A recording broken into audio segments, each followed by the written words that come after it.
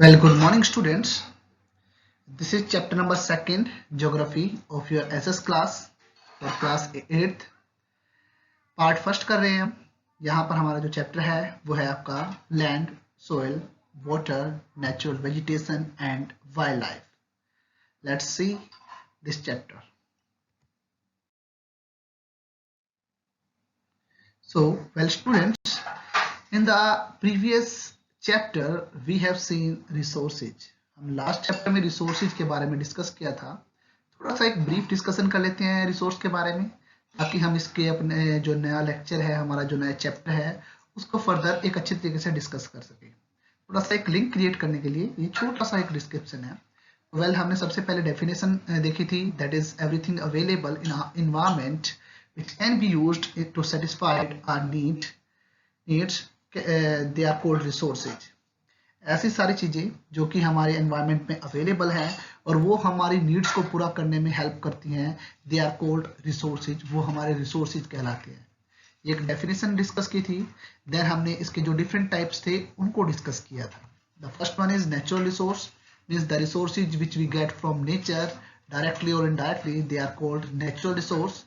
ये हमारा natural resource था. The second one is human made resource, means the resources which we get by human people, कह सकते हो जिनको ह्यूमन मेड बनाता है, वो रिसोर्सेज आपके ह्यूमन मेड रिसोर्सेज कहलाते हैं. And the next one is human resource, जो कि ह्यूमन बीइंग है वो वास्तव में अपने आप में एक बहुत इंपॉर्टेंट रिसोर्स है, बिकॉज अदर जितने भी रिसोर्सेज हैं दे आर वैल्यूएबल. कब होते हैं? जब ह्यूमन रिसोर्स उनसे कंटेक्ट में आते हैं. तो हमने इन सब डिफरेंट टाइप के रिसोर्सेज के बारे में लास्ट चैप्टर में थोड़ा सा देखा. तो इस चैप्टर में हमने एक छोटा सा रिव्यू लिया. उसके बाद हमने चैप्टर के अंदर नेचुरल रिसोर्स को आगे फर्दर क्लासिफाइड भी किया. देन हमने डिफरेंट रीजन्स या प्रॉब्लम्स को भी देखा. तो हमें ज़्यादा इसको डिस्कस नहीं करना है इस चैप्टर में, क्योंकि हम मेन जो पॉइंट है डिस्कस जो है जिस चैप्टर के बारे में हम बात करेंगे उसको देखते हैं. तो ये चैप्टर क्या है? This is the land, soil, water, natural vegetation and wild life. इन सब जो चीजें हैं इनके बारे में डिस्कस करेंगे. अगर नॉर्मली हम स्टूडेंट ये बात करते हैं तो दीज आर नेचुरल रिसोर्सेज. चाहे हम लैंड की बात करें, it's a natural resource. Soil, water, natural vegetation, wild life, इसी की बात कर लेते हैं तो दे आर नेचुरल रिसोर्स. तो इसीलिए हमें थोड़ा सा मैंने इसके बारे में डिस्कस किया है. तो अब हम इनके बारे में डिस्कस करते हैं. So student, first of all we will see about land, जो कि एक नेचुरल रिसोर्स है. इसके बारे में थोड़ा सा देख लेते हैं. तो जो इसकी फीचर्स है, सबसे पहली फीचर तो यही होगी, it's a natural resource having much importance. Normally अगर हम बात करते हैं, एक नेचुरल रिसोर्स है जो अपने आप में बहुत ज़्यादा इंपॉर्टेंट है, बिकॉज हम हर एक एक्टिविटी, हमारा रेजिडेंशियल एरिया बनाना है, हमें एग्रीकल्चर करनी है, रोड बिल्ड करने हैं, कोई बिल्डिंग बनानी है, हर एक चीज़ के लिए हमें लैंड की रिक्वायरमेंट है. So it has great importance in our life. इस तरीके से ये एक इंपॉर्टेंट नेचुरल रिसोर्स है. सेकंड थिंग जो हम यहाँ पर डिस्कस करेंगे, ये हमारी टोटल अर्थ सरफेस जो हम बात करते हैं, इसका एंटायरली अगर हम बात करते हैं, इसमें near about, not 100% but near about 30% area जो है वो अर्थ सरफेस का है या लैंड सरफेस का है. अगर हम बात करते हैं, आपके सामने ये डायग्राम है, डायग्राम में आप देख सकते हो जो इस टोटल अर्थ पे है, जो the area covered by water, that is 70.8% total है. अगर मैं अर्थ पे लैंड सरफेस की बात करता हूं तो 29.2% टोटल है. तो इसलिए मैंने नियर अबाउट 30% लिखा है कि हमारी टोटल अर्थ सरफेस पे लैंड कवर्ड जो एरिया है नियर अबाउट 30% है. आप इसे 29 और 71 के रेशो में भी लिख सकते हो, इट्स अप टू यू. सो आगे देखते हैं. बट अगर हम टोटल 29% या आप नियर अबाउट 30% की बात करते हैं, इनमें से just only few part is habitable, means entirely पूरी अर्थ सरफेस या लैंड सरफेस के ऊपर नहीं रह सकते. केवल कुछ ही पार्ट ऐसा है जो हैबिटेबल है, जहां पर रेजिडेंशियल या आप कह सकते हो ह्यूमन बीइंग का बसाव हो सकता है, ह्यूमन बीइंग रह सकता है. अब इसके अनइवन डिस्ट्रीब्यूशन का रीजन क्या है? It is due to relief features and climatic factors. केवल हमारे रिलीफ फीचर्स और क्लाइमेटिक फैक्टर्स है, जिसकी वजह से हम केवल अपने जो लैंड सरफेस का कुछ ही पार्ट यूज कर पाते हैं एज ए हैबिटेबल के रूप में. So student, let's see. अब हम थोड़ा सा देखते हैं कि कैसे रग टेरेन, डेजर्ट, थिक फॉरेस्ट. अगर हम इसकी बात करते हैं, ऐसे एरिया के अंदर पॉपुलेशन जो डेंसिटी है वो बड़ी लो होती है, बहुत ही कम व्यक्ति वहां पर रहते हैं. तो लो पॉपुलेशन डेंसिटी आपको नॉर्मली देखने को मिलती है. अगर हम बात करते हैं प्लेन्स एंड रिवर वैलीज की, तो they are thickly populated areas. तो इस तरीके से रिलीफ फीचर्स और क्लाइमेटिक फैक्टर्स ये डिसाइड करते हैं हमारे अनइवन डिस्ट्रीब्यूशन ऑफ पॉपुलेशन को। सो स्टूडेंट, आगे हम देखते हैं। अब हमारा जो कोई नेक्स्ट क्वेश्चन बनेगा एंड मोस्ट इंपोर्टेंट क्वेश्चन बनेगा, that is land use pattern. पहले हम इसको समझते हैं कि what do you think about land use pattern. It means land is used for different purposes like agriculture, building, houses, road. तो यही सब चीजें जो कहलाती है they are called land use. यही जो प्रोसेस है आपकी land use कहलाती है। तो आपको I think so क्लियर हो चुका है।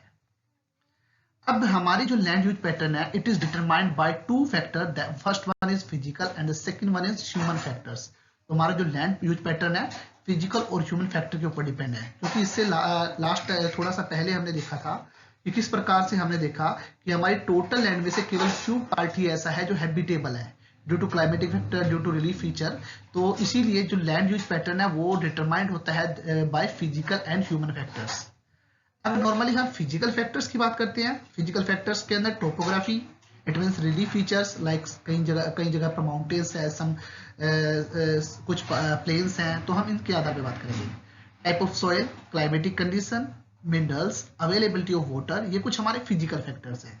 If we think about human factors, तो it's population size and technology, ये कुछ ऐसे फैक्टर्स हैं जिनके आधार पे हमारा लैंड यूज पैटर्न जो है वो डिटरमाइंड करता है। तो इस तरीके से ये लैंड यूज पैटर्न है एंड फीचर है। सो स्टूडेंट्स, अब हम देखते हैं क्लासिफिकेशन ऑफ लैंड। नॉर्मली आपकी क्लास के अंदर अगर हम बात करते हैं, आपकी क्लास के अंदर on the basis of owner के आधार पे थोड़ा सा एक क्लासिफिकेशन किया है, तो थोड़ा सा हम उसको देख लेते हैं। आपके एनसीईआरटी बुक में डिस्कस किया गया है। तो on the basis of ownership में हम अपने लैंड को जो है वो टू पार्ट में क्लासीफाई करते हैं। First one is private land and the second one is community land. तो उसके बारे में थोड़ा सा देखते हैं। First one is private land. तो it is owned and controlled by private individuals, sometime group of private individual, but private individuals. तो ये प्राइवेट लैंड जो होती है इसके ऊपर अधिकार या कंट्रोल जो होता है वो प्राइवेट इंडिविजुअल्स का होता है। जैसे कि आपके घर हो सकते हैं, आपके कोई प्लॉट हो सकते हैं, तो they are your private properties, तो इसलिए ये प्राइवेट लैंड होती है आपकी। अगर हम कम्युनिटी लैंड की बात करते हैं, सो community lands are owned and controlled by all the members of the community for the common purposes, for the common use. अगर हम पब्लिक पार्क की बात करते हैं, विलेज पॉन्ड की बात करते हैं, तो ये ऐसे चीजें हैं जिनके ऊपर पूरी कम्युनिटी के हर एक मेंबर का अधिकार होता है। So they are owned and controlled by the community people. So इसीलिए हम इसे कम्युनिटी लैंड कहते हैं। इसके अलावा जो कम्युनिटी लैंड है इसे हम कॉमन प्रॉपर्टी रिसोर्स भी कहते हैं। ठीक है। तो अब हमने देखा कि क्लासिफिकेशन ऑफ लैंड जो है ओनरशिप के आधार पे आपका टू पार्ट्स में डिवाइड होता है। First one is private, second one is community. I hope the concept is clear to all of you. अब स्टूडेंट, आगे हम कुछ अदर फैक्टर्स देखते हैं एज ए नेचुरल रिसोर्स के रूप में लैंड के। First one, demand. Now demand is increasing, why? Due to population growth. Population बढ़ती जा रही है, more and more residential area चाहिए। अब पॉपुलेशन बढ़ती है तो उनको खाने के लिए चाहिए, तो हमें मैक्सिमम एग्रीकल्चर लैंड का भी एक्सपेंशन करना पड़ रहा है। तो इस तरीके से हमारी जो लैंड है उसकी डिमांड लगातार इंक्रीज होती जा रही है। The second one is quality of land. अब it differs time to time and place to place. Most important question है कि जो क्वालिटी ऑफ लैंड है वो टाइम टू टाइम चेंज होती है, प्लेस टू प्लेस वेरी करती है। अगर नॉर्मली हम बात करते हैं, एक समय ऐसा था कि अगर हमारे फॉरेस्ट एरिया की बात करते हैं तो मैक्सिमम पार्ट कवर था, बट आज वो फॉरेस्ट एरिया खत्म हो चुका है, तो हम टाइम टू टाइम डिफरेंस कर रहे हैं। अगर नॉर्मली हम बात करते हैं, हम अपने नॉर्थन प्लेन इंडिया की बात करते हैं, इट्स अ फर्टाइल लैंड। अगर मैं डेजर्ट एरिया राजस्थान की बात करता हूं तो it's not so much fertile. ठीक है।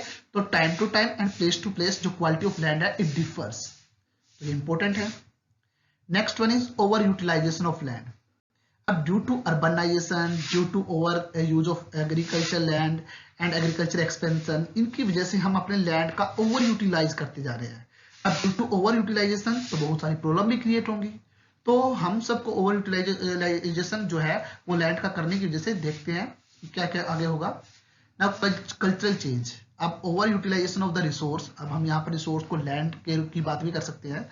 तो हमारा जो ओवर यूटिलाइजेशन हो रहा है तो हमारी जो कल्चर है, हमारी जो सोसाइटी है उसके अंदर चेंज होता जा रहा है। पहले के समय में एक छोटा सा टाउन था, now it has become a big city. कुछ मेट्रोपॉलिटन सिटी में इंक्रीज हो चुके हैं, बड़े बड़े टाउन बन चुके हैं। छोटे छोटे जो विलेजेस थे वो भी एक बड़े बड़े विलेजेस बन चुके हैं। आप सब अपने एरिया के अंदर देख सकते हो कि कितना जो चेंजेस है वो आया है। तो अब देखते हैं कि ओवर यूटिलाइजेशन की वजह से क्या क्या प्रॉब्लम फेस करनी पड़ रही है। जो सबसे पहली प्रॉब्लम है वो है आपकी जो लैंड है, इट इज डिग्रेडिंग। वो लगातार डिग्रेड, इट मीन्स क्वालिटी जो है वो डाउन होती जा रही है, सोइल फर्टिलिटी जो है वो डिक्रीज होती जा रही है, तो लैंड क्वालिटी जो है वो डिग्रेड होती जा रही है। The second one is landslide, it's very common, जो कि नॉर्मली कॉमन आपको देखने को मिलती है, तो उसके बारे में बात करेंगे। नेक्स्ट है सोइल इरोजन। अब सोइल इरोजन क्या है, अपर मोस्ट जो पार्ट है सोइल का वो रिमूव हो जाता है ड्यू टू मैनी फैक्टर्स, तो उसकी वजह से सोइल इरोजन होता है, जिसकी वजह से सोइल फर्टिलिटी डिक्रीज होती है। ऐसे ही डेजर्टिफिकेशन मीन्स हमारी जो सोइल है उसके अंदर फर्टिलिटी डिक्रीज होती जा रही है, इट मीन्स उसके अंदर डेजर्ट वाली जो सिचुएशन है वो ज्यादा बढ़ती जा रही है, तो डेजर्टिफिकेशन भी हो रहा है। तो इस तरीके से ये किस वजह से हुआ, due to expansion of agriculture, due to construction activities and due to another factors. तो इस तरीके से हमारी कुछ प्रॉब्लम्स हैं जो लैंड का ओवर यूटिलाइजेशन की वजह से क्रिएट हो रहा है। इस वजह से now there is a urgent need to conserve our land resources. तो हमें लैंड रिसोर्स को के कंजर्वेशन की बहुत ज्यादा अर्जेंट नीड है। ठीक है स्टूडेंट्स। सो स्टूडेंट्स, अब हम ओवर यूटिलाइज कर रहे हैं लैंड का, तो there is a urgent need of for the conservation of the land resource. तो हम देखते हैं कि लैंड कंजर्वेशन के लिए क्या क्या कर सकते हैं। First one is afforestation, it means planting of more and more trees. Means अधिक से अधिक हम पेड़ लगाएंगे, इसकी वजह से सोइल इरोजन जैसी प्रॉब्लम सॉर्ट आउट हो सकती है और सोइल जो फर्टिलिटी है वो इंक्रीज हो सकती है। तो एक एफोरेस्टेशन जो है इसका यूज कर सकते हैं। स्टूडेंट, आपने एक वर्ड और पढ़ा है डिफोरेस्टेशन। यहाँ पर जहां पर मैंने एफोरेस्टेशन यूज किया है वहां पर डिफोरेस्टेशन भी हो सकता है, बट डिफोरेस्टेशन का मतलब होता है it means cutting of the trees. तो यहाँ पर वो कंजर्वेशन के लिए नहीं, वो बल्कि हमारी क्वालिटी को डाउन करता है। अब हमने यहाँ पर डिस्कस किया afforestation, it means planting of more trees to recover to remove the soil erosion जैसी प्रॉब्लम को रिमूव करने के लिए। The next one is proper check of the land rate of the land degradation. It means land degrade हो रही है, उसकी rate भी चेक करनी है कि कितनी गति से हो रहा है, किस पेस के ऊपर हो रहा है। तो ये भी एक इंपॉर्टेंट फैक्टर है जिसके माध्यम से हम लैंड जो रिसोर्स है उसको कंजर्व कर सकते हैं। The next one is land reclamation. That's important things. First of all हम देखते हैं कि ये होता क्या है। It means to form new land by raising the elevation of a water bed or low lying land. इसका मतलब क्या है, हम नॉर्मली क्या करते हैं, या तो अर्थ सरफेस का कोई हिस्सा आप कह सकते हो थोड़ा सा उभार देते हैं लो लेवल से, जिसकी वजह से वहां पर हम क्या कर सकते हैं, लैंड को का एक्सपेंशन कर सकते हैं। और कॉमनली जो है आपका कोस्टल एरिया में होता है। अगर हम मुंबई की बात करते हैं, मैं एग्जांपल ले लेता हूँ, मुंबई का हमने क्या किया है, मुंबई को एक्सपेंड करने के लिए मुंबई के एक साइड तो लगता है महाराष्ट्र, पर एक साइड ऐसा लगता है कि जो लगता है आपका वेस्टर्न घाट या अरेबियन सी। तो वो क्या कर रहे हैं, लैंड को रिक्लेम कर रहे हैं। इट मीन्स वो क्या कर रहे हैं, जो वेस्टर्न घाट का पार्ट है उस चट्टान को छोटा छोटा काट के वो इस तरीके से क्रिएट कर रहे हैं, समतल कर रहे हैं कि वहां पर उसको रेजिडेंशियल एरिया में कन्वर्ट किया जा सके। तो लैंड रिक्लेमेशन जो है वो भी एक कंजर्वेशन ऑफ लैंड रिसोर्स का पार्ट है या एक्सपेंशन ऑफ लैंड रिसोर्स का पार्ट है। Next one is regulate the use of chemical fertilizer and pesticides. ये इंपॉर्टेंट है। अगर हम बात करते हैं, हम ओवर यूटिलाइज कर रहे हैं क्योंकि हमारे पास क्या हो रहा है, सॉरी लैंड को ओवर यूटिलाइज करते जा रहे हैं।